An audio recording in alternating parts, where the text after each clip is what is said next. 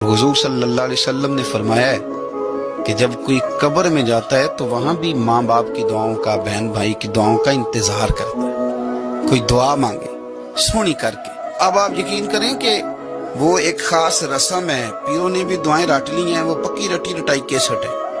اور قبر پر فاتحہ پڑھنے والوں نے بھی، چونکہ ہمیں تو توفیق نہیں نا کہ ہم کوئی دعائیں دو چار معصورہ دعائیں